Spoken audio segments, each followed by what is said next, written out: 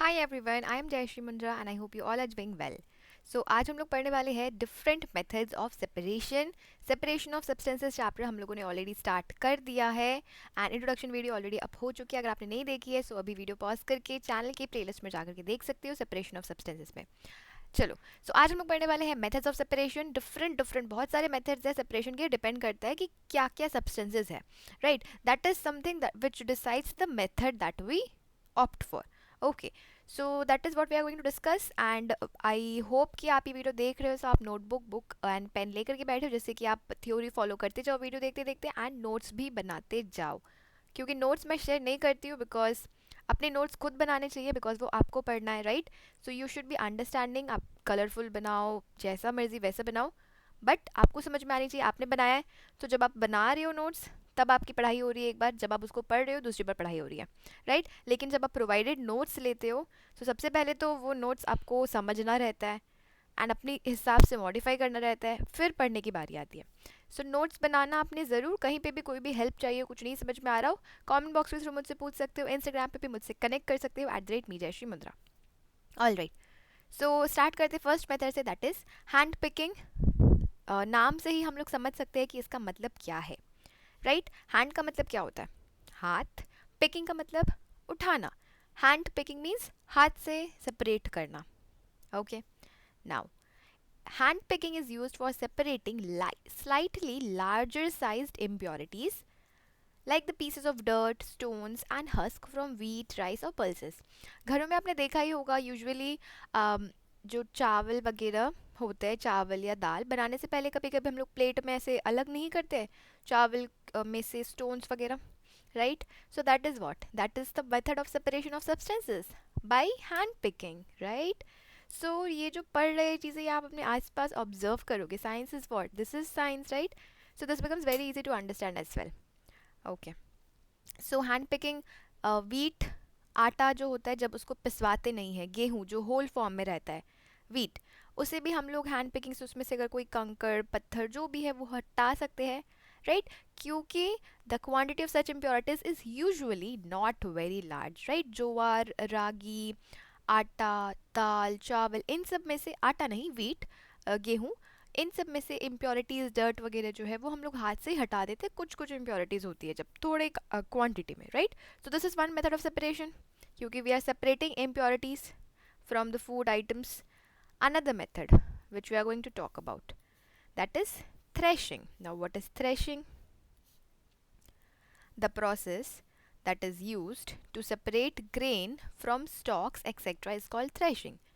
Threshing का मतलब है जिससे कि हम ग्रेन्स में से स्टॉक्स वगैरह को रिमूव करते हैं इस तरह से, कि उसको क्या बोलते हैं आई डोंट नो, लेकिन वो कुछ इस तरीके का होता है जिससे कि इस तरह से ऐसे करके हम लोग रिमूव करते हैं इम्प्योरिटीज़। अगर आपको नाम पता है तो कमेंट बॉक्स में ज़रूर बताना।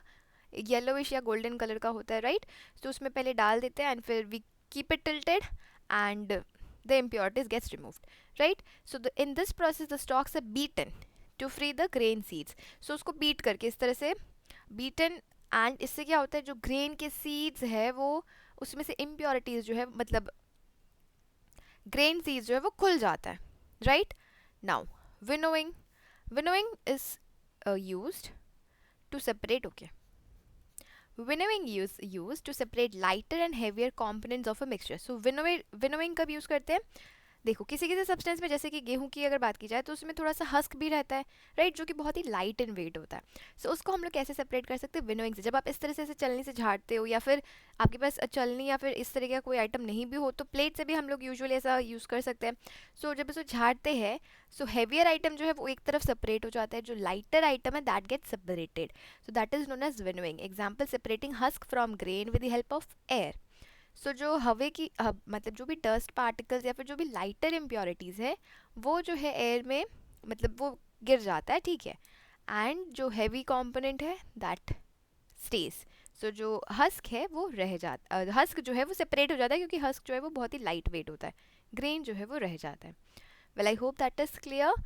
In case any queries do let me know through comments. एक बार थ्योरी भी रीड करना, दैट इज़ इंपॉर्टेंट, क्योंकि आपकी बुक में थ्योरी जो है वो अच्छी तरह से दी हुई है, काफ़ी ज़्यादा लॉन्ग फॉर्मेट में। सो आपको और ज़्यादा आइडियाज़ मिलेगा। इस वीडियो में हम लोग जो प्रोसेस है उससे हम लोग अच्छी तरह से समझ रहे हैं कि हैंड पिकिंग क्या है, थ्रेशिंग में हम लोग क्या करते हैं, विनोइंग में क्या करते हैं। कुछ एग्जांपल्स आपको खुद सोचने पड़ेंगे, कैसे, जब आप थ्योरी पढ़ोगे और ज़्यादा नॉलेज आएगी और ज़्यादा आसपास से एग्जाम्पल से कनेक्ट कर सकते हो। ओके, एंड कोई भी एग्जाम्पल से में डाउट है, you can ask me through comment box. Now let's talk about sieving. So sieving क्या होता है? Okay, yes. सो सीविंग, नाम से समझ में आ रहा है, सीविंग मीन्स छानना। It allows the fine flower particles to pass through the holes of the sieve while the bigger impurities remain on the sieve. So हम लोग अगर आटा छानते हैं, so आटा जब छानते हैं, क्योंकि सीव जो है चलनी से आटा जो है वो छन जाता है एंड जो उसमें impurities वगैरह है वो ऊपर ही रह जाता है चलनी में, right? That is what sieving is. In a flour mill, impurities like husk and stones are removed from wheat before grinding it. So गेहूं को पीसने से पहले आटे का जो मील होता है, इम्प्योरिटीज जैसे कि हस्क वगैरह, पत्थर वगैरह, उनको कैसे हटाते हैं? छान के, ठीक है? सो जो वीट है वो सेपरेट हो जाता है, जो भी इम्प्योरिटीज है that get separated by the process of sieving. Okay, in fact घरों पे भी हम लोग आटा जो है छान के यूज़ करते हैं, जैसे कि अगर कोई इम्प्योरिटीज रह गई हो तो वो हट जाए. ऑल राइट, उसे ही कंटिन्यू करते हैं. So let's talk about sedimentation, decantation, filtration now. So filtration and sieving में थोड़ा सा फ़र्क है. अगर आपको लगता है कि सेम है, क्योंकि ऐसा कन्फ्यूजन हो सकती है सीविंग और फिल्ट्रेशन में, there is a minor difference. We will come to it in a few minutes. Let's talk about sedimentation now. So the process of separating insoluble solids suspended in a liquid by allowing them to settle down is called sedimentation. Okay, so ये थोड़ा complex लग रहा है? नहीं, सुनो, देखो, सुनो and ये देख के नोट्स बनाओ, ठीक है? सो पानी में, समुद्र में जो रेत होती है, ठीक है, या बालू जो है, उसे आप पूरा घोल दोगे, वो पूरा मिल जाएगा, राइट? अब एक कांच के ग्लास में उसे रख दो किसी जगह पर.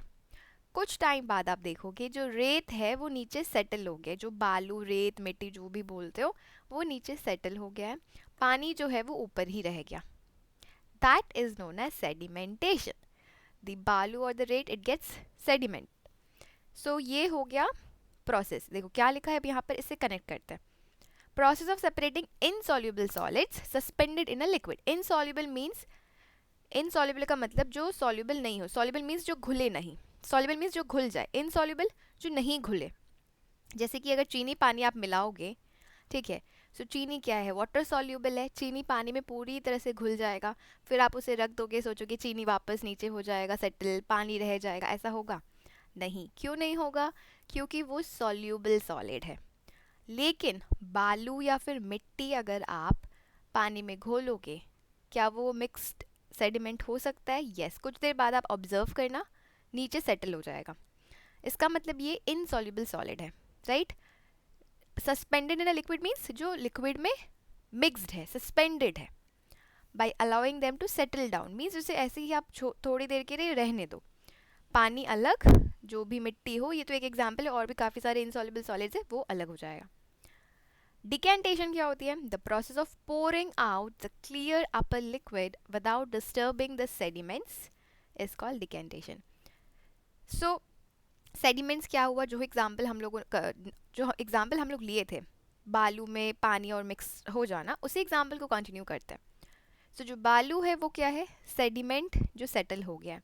अब जो पानी है वो आप हटा ले रहे हो, इसी को कहते हैं decantation. The process of pouring out.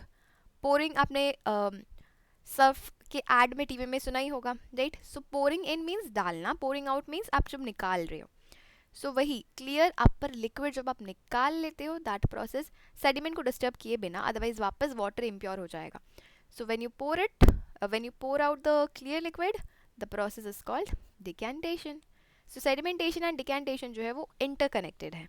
Sedimentation first process जब आप सेपरेट कर रहे हो insoluble solid suspended in a liquid, and decantation when you are taking out the clear liquid. Okay, well, I hope that is clear. Now let's talk about filtration. So the process by which two substances, an insoluble solid and a liquid, are separated by passing the mixture through a filtering device is called filtration. So filtration किसे कहते हैं? जब एक insoluble solid और liquid को separate करते हो, कैसे? एक फिल्टरिंग डिवाइस के थ्रू पास करके। सो उस प्रोसेस को कहते हैं फिल्टरेशन। जैसे कि टी, चाय जो है उसमें हम लोग क्या करते हैं, चाय बनाने के बाद चाय को फिल्टर करते हैं, जैसे कि चाय पत्ती रह जाए, चाय जो है वो छन जाए, right. So that is known as filtration. लेकिन सीविंग में क्या है, सॉलिड सॉलिड ही हम लोग सेपरेट कर रहे हैं, साइज जो है उसको फर्क है, right. So this is the minute difference between filtration and sieving. Okay, so I hope filtration and sieving में जो डिफरेंस है आपको समझ में आया। फिल्टरेशन में हम लोग सॉलिड, लिक्विड या गैशियस को सेपरेट करते हैं, सीविंग में भी separate solid from a solid, that's the difference. Okay, so इसी के साथ मेथड्स ऑफ सेपरेशन जो है वो यहाँ कंप्लीट होता है। नेक्स्ट वीडियो में हम लोग पढ़ेंगे कंडेंसेशन, एवापोरेशन, सैचुरेशन, इन सब के बारे में। So stay connected, do subscribe and it will take few seconds, just try to write down a feedback, आपको चीज़ें समझ में आ रही है, नहीं आ रही है, या फिर जो भी। ओके, मिलते हैं नेक्स्ट वीडियो में। Till then take care, thank you for watching.